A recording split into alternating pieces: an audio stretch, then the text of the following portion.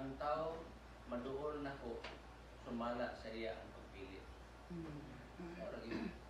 Bisa galing ko kaniya, gabiyahe ka, duol gyud ka sa Ginoo. Imo ra gyud ang pagpili. Psalm 100 verse 4. Enter his gates with thanksgiving yun. Philippians 4:6. Be anxious for nothing, but in everything by prayer and supplication with thanksgiving. Let your request be made known to God. Una yun ang thanksgiving. 1 Thessalonians chapter 2 verse 13. For this reason we also thank God without ceasing. Pagpasalamat. Kung na prayer without ceasing na prayer, thank without ceasing. Kunya si Daniel, unsa diha imo siya diha sa chapter 2 verse 23. I thank you and praise you. In the midst of crisis, nagpasalamat si Daniel. Mabasa po natin mo diha sa mga writings ni Paul. Maguna gyud na ang iyang introductory prayer gyud, maguna gyud na og pagpasalamat. So si Jesus Christ sa atubang siya kini ang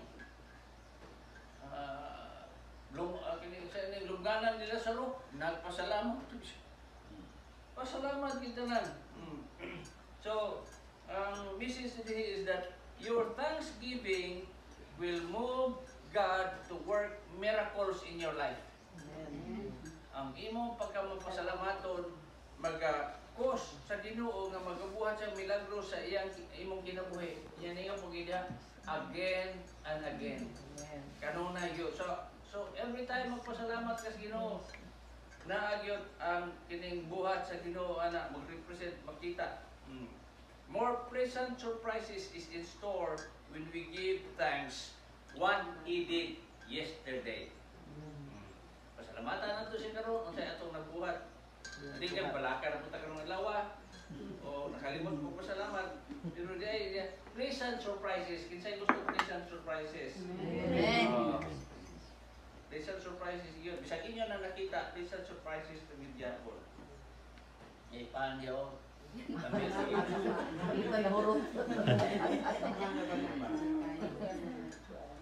So, there's power in your tongue. Stop talking about how tired, how broke. Kanang yung pag yung how broke, daghang mo palayo rin, kanang mamutang na po niya.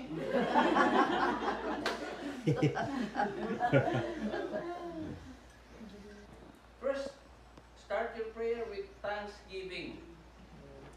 You never go into the courtroom of God demanding things. First, thank Him for what He has already done. Salamatan. I give you some idea kanang sagan ani ini kagabi magampo ko, Lord, salamat Ginoo sa nagasto nga kusog. Salamat sa nagasto nga kaalam. Salamat sa nagasto nga dihog. Salamat Ginoo sa nagasto nga kwarta. Ayaw kumbaga ka ito nagasto nga kwarta. Basta kay bawo ka nga rasta to siya, maayon to siya, murag usik siguro mo na basta kay nakagasto ka. Salamat Ginoo sa nagasto 300.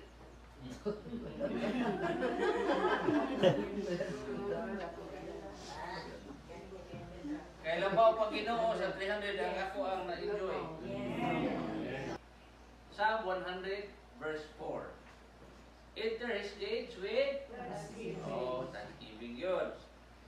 Philippians 4:6. Be anxious for nothing, but in everything by prayer and supplication with thanksgiving. Let your request be made known to God. Una yun ang thanksgiving. 1 Thessalonians chapter 2 verse 13. For this reason we also thank God without ceasing. Pagpasalamat. Kung na prayer without ceasing na prayer, thank without ceasing. Kunya si Daniel, unsa diha imo siya diha sa chapter 2 verse 23. I thank you and praise you. In the midst of crisis, nagpasalamat si Daniel. mabasa po na nimo diha sa mga writings ni Paul. Mag-una gyud na ang iyang introductory prayer gyud, mag-una gyud na og pagpasalamat. So si Jesus Christ sa atubang siya kini ang kini sa ining lungganan nila sa Lazaro, nagpasalamat to siya. Pasalamat kita lang. So, ang message today is that your thanksgiving will move God to work miracles in your life. Ang imong pagkamapasalamaton maga-cause sa Ginoo nga magabuhat sa milagro sa iyang imong kinabuhi. Yan nga pagida again and again. Kanuna yun. So every time magpasalamat ka sa Ginoo, naagyot ang kining buhat sa Ginoo ana mag-represent makita. More pleasant surprises is in store when we give thanks what He did yesterday. Pasalamatan nato siya karon unsay atong nagbuhat. Hindi ka balaka na punta ka ng lawa o nakalimot mo pasalamat. Pero di pleasant surprises. Kinsay gusto pleasant surprises? Ang tao maduol na ko sumala sa iya ang pagpili. Bisa galing ko ka diha, gabiyahe ka, doon ka sa Ginoo. Imo ra gyud ang pagpili. But anyway, focus na diha sa prayer. Naay atong buhaton nga kana bang unsaon nga dili ma-hit or miss ang ato ang approach sa prayer. Klaro gyud. So the idea is dili kay gikan nato. Ang idea gikan sa puno sa Ginoo. Number one approach is kanang yung ma-hit gyud, dili ma-miss ang kining benefits or privilege nga atong maangkon. Naangkon nato diha sa prayer niya. Ang benefit po na number one is pray thanksgiving. First, start your prayer with thanksgiving. You never go into the courtroom of God demanding things. First, thank Him for what He has already done. Salamatan.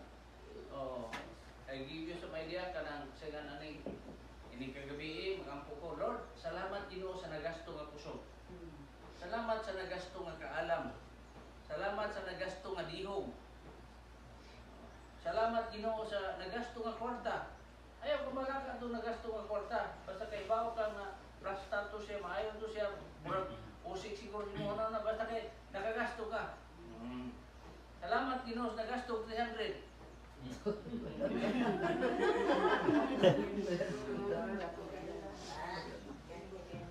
Kaya labaw pag Ginoo sa 300 ang ako ang na-enjoy.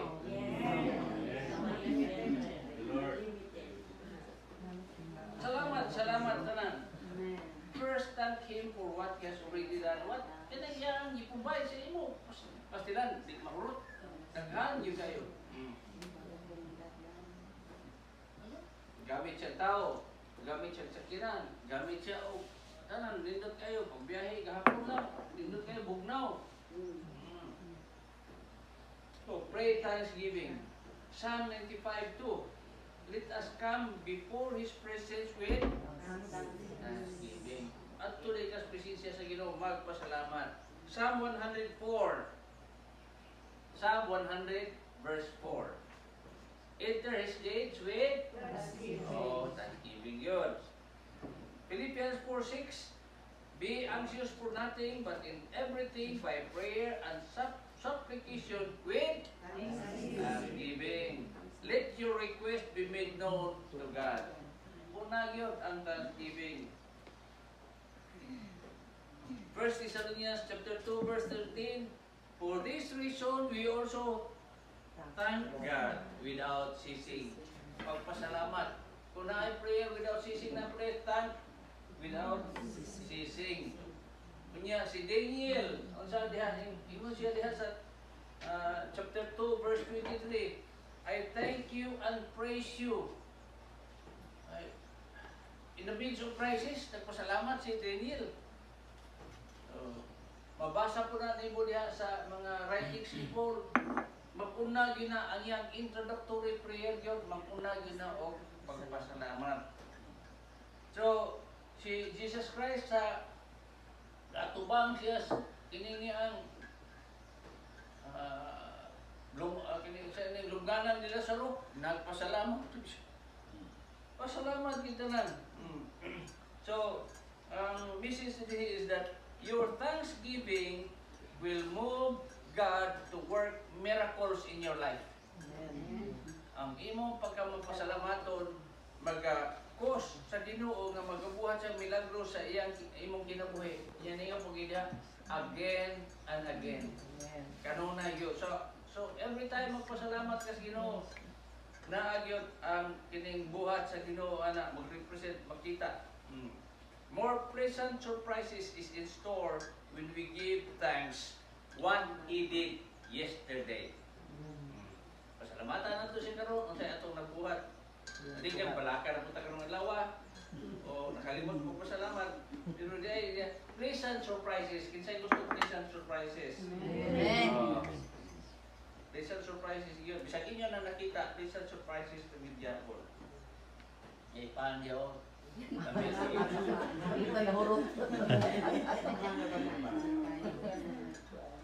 So, there's power in your tongue. Stop talking about how tired, how broke. Kanang yung pag yung how broke, daghang mo palayo. Ay, ganun, mamutang na po niya.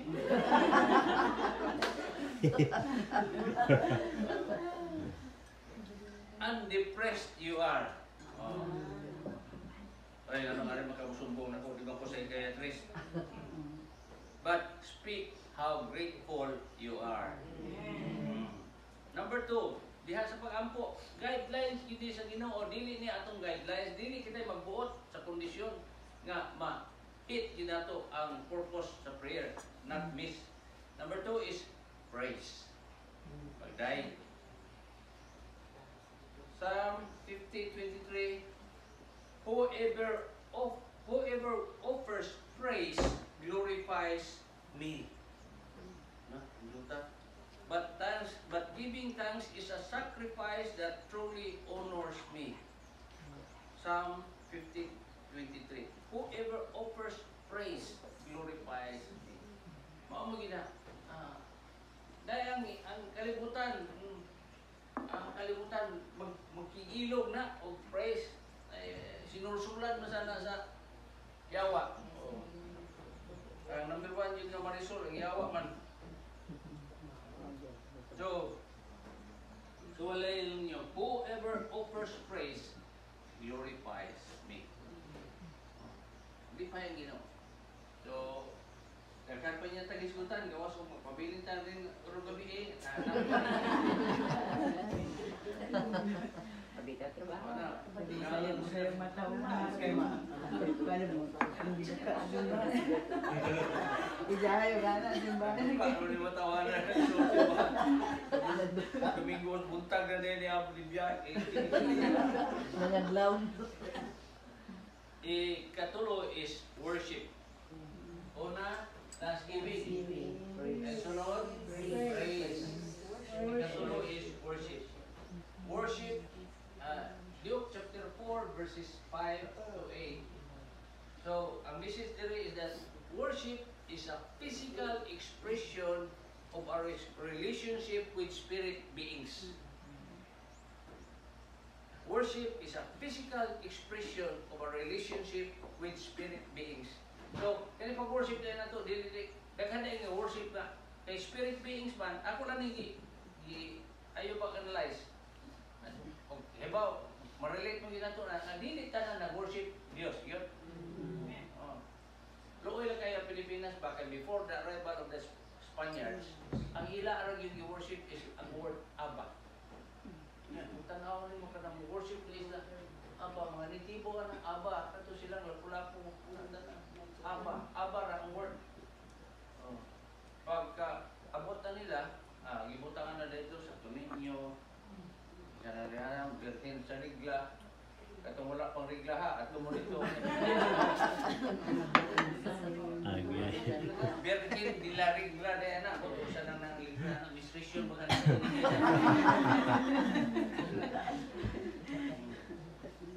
So,